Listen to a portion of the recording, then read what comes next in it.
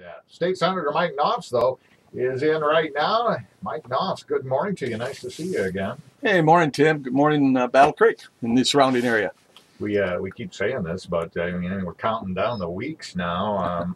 You might even be counting down the days until your service in the state senate and politics is over with. Your term limited, and you seem to be in a good mood about that. Well, yeah, 26 years in politics, 10 at the county, 16 up to the state level. That's a long time.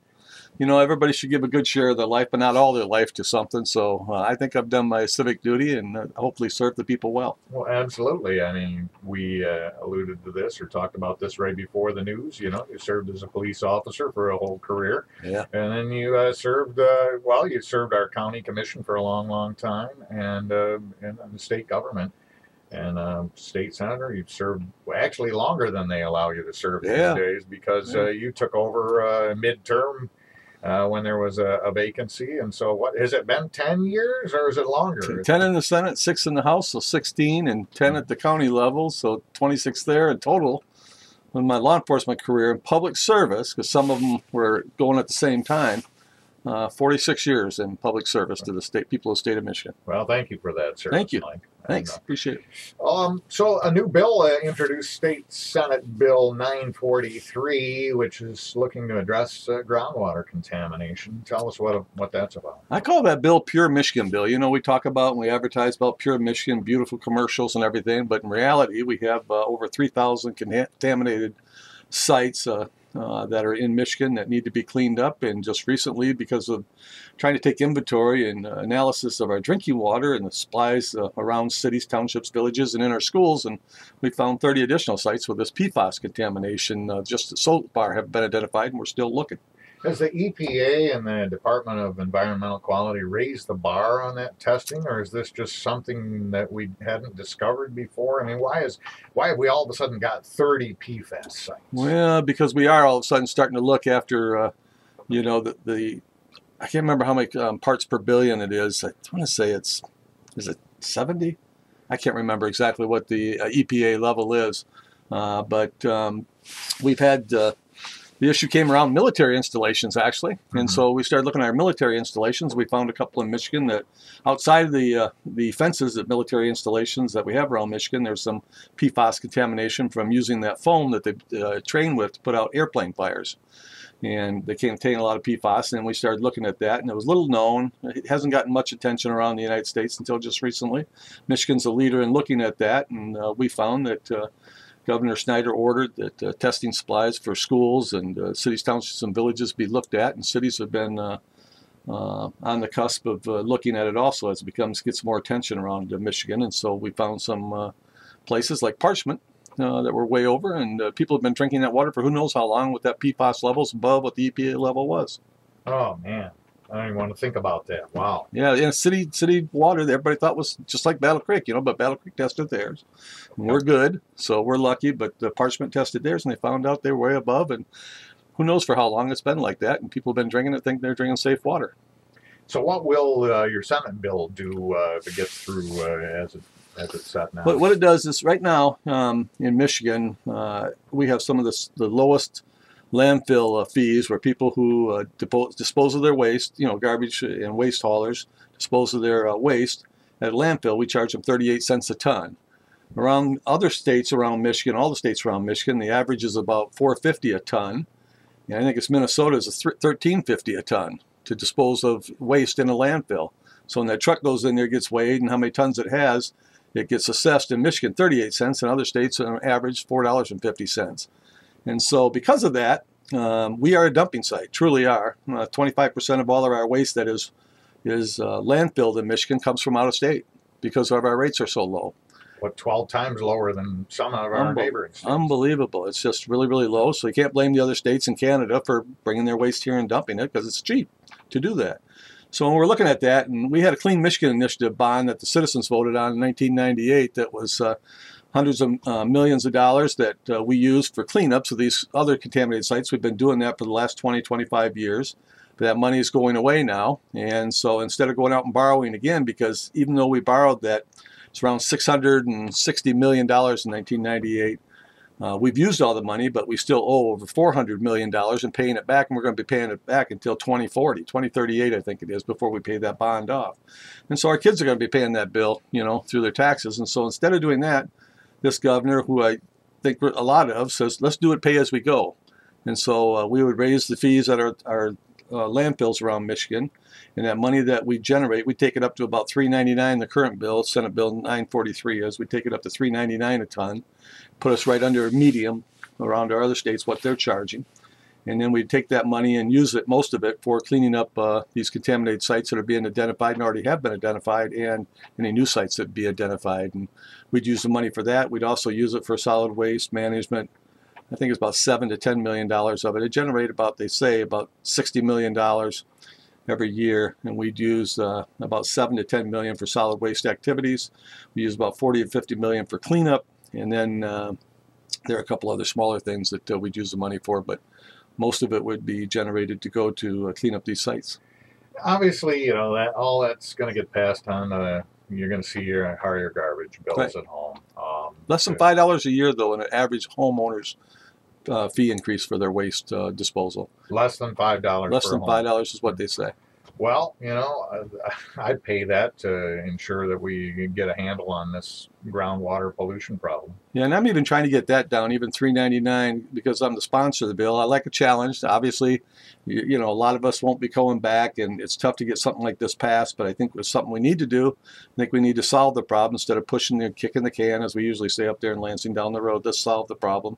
And so with this bill, I think that we should be able to take that challenge and try to get this thing passed and have the money available, be able to address these issues as we're looking for them. Okay, we identify them. Then what do we do if we don't have any money?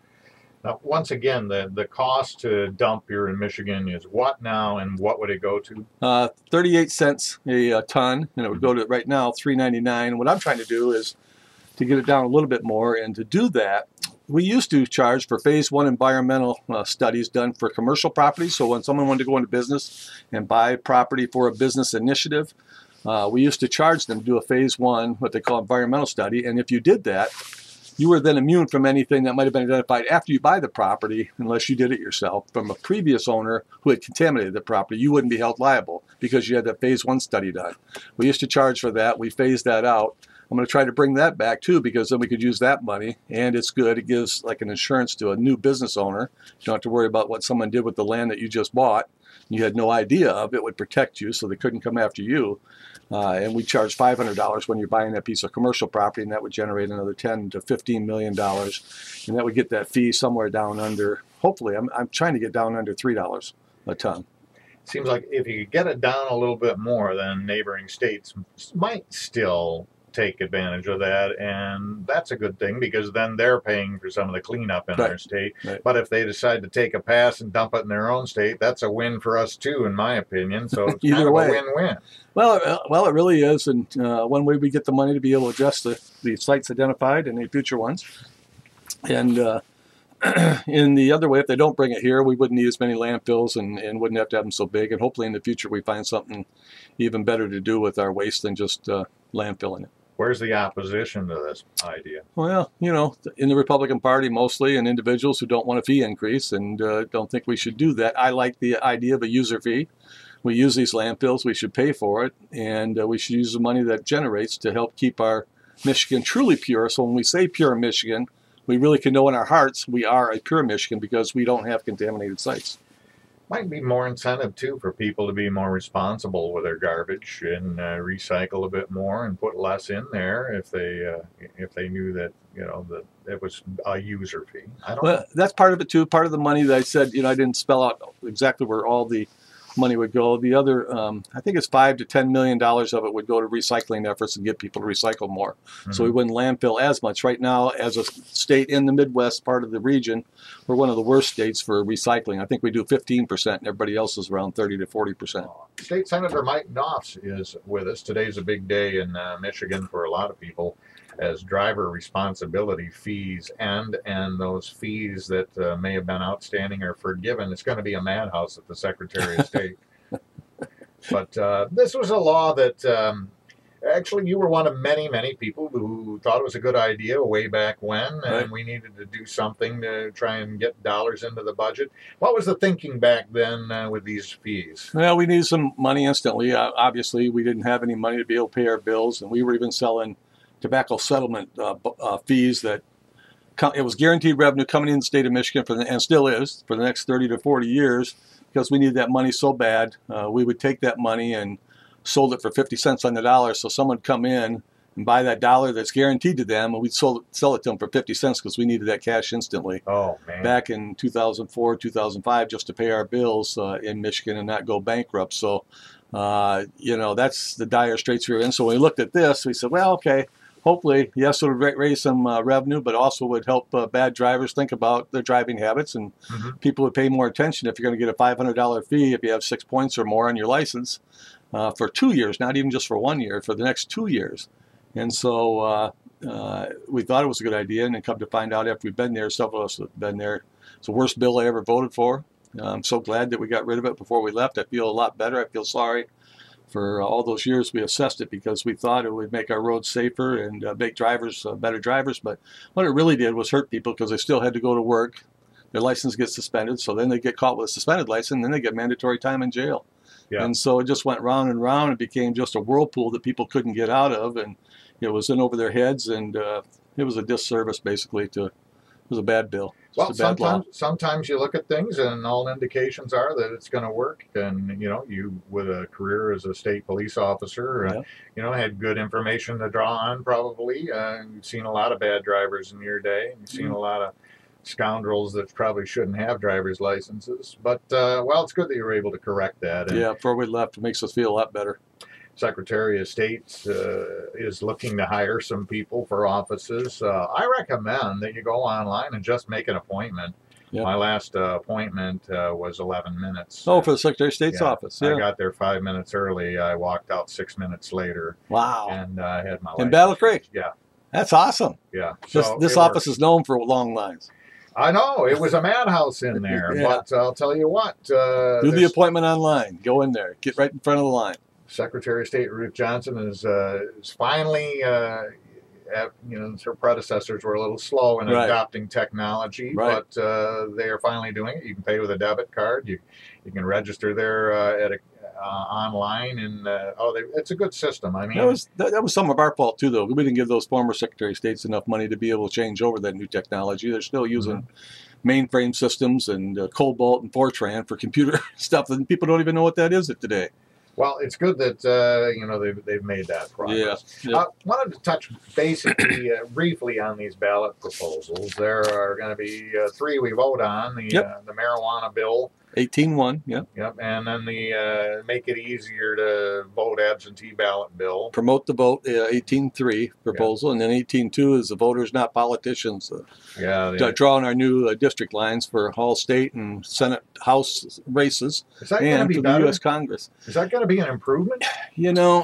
Obviously, when we're in charge, Republicans, we rewrote the lines the best we could to help us with still staying within confines of the law, as constitutionally, and the Democrats did years before. And I think what this does and introduces is it takes out a little bit of that and puts in a independent commission. I don't know how independent anything is, but at least it's more independent than voted on and.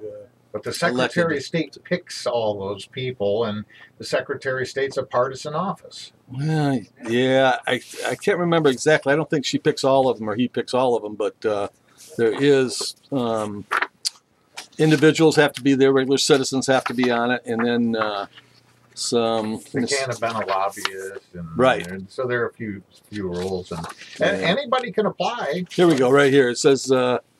Cannot have any found. Can't be a declared candidate for partisan office. Can't be an elected official. Can't be an officer or member of a governing body, a national, state, or local political party. Can't be a paid consultant. Can't be an employee of the legislature. Can't be a registered lobbyist. Can't be an unclassified state employee. And can be a parent, step-parent, child, stepchild, spouse, etc., etc. All right. So, well, we'll see what the voters think of it. Are you weighing in on any of these proposals? Well, the marijuana one, I'm conflicted on that because I know people do it a lot. But then as a law enforcement officer, I think it's bad because I think it introduces individuals into some different drugs that don't have strong wills and know when to stop and use it reasonably. And so, and then you have, the individuals that are under the influence of the drug when they get behind the wheel of a car. I'm very, very concerned about that. We don't have a roadside test that's been accepted by the courts yet to be able to test for that. When a police officer pulls you over, we're doing some testing on those, some saliva tests. Yeah, they're working on it. They're working on it. We've spent money last year and this year in the budget to try to formulate those new roadside tests, but they're not accepted by the courts yet. And so the studies are still out there. And so it's hard to detect. And then you got to take someone's blood and you got to let them go home. And then you get the results 3 or 4 days later. And then you come back and rearrest them for driving under the influence of THC or marijuana content. All right. Well, Mike Nofs, thanks for joining us again. We'll hope to get you in here again a couple more times. Sounds good, Tim. Before you call it a day up there in the State Senate, we'll be following the progress of that Senate Bill 943, which would help us fund getting this water pollution problem under control. Thank you. Thank you very much, everybody.